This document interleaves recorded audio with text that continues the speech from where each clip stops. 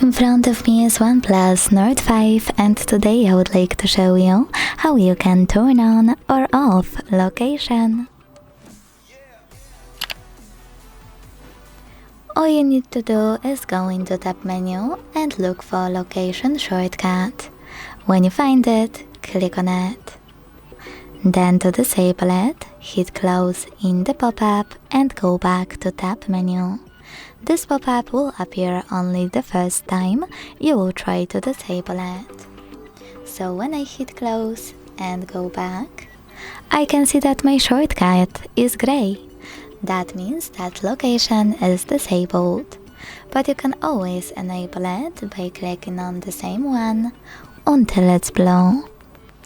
If you wish to, you can also go into settings, scroll to access location section and click on it. Then use this switcher to manage it. Thanks so much for watching. If you enjoyed this video, leave a like, comment and subscribe. Bye!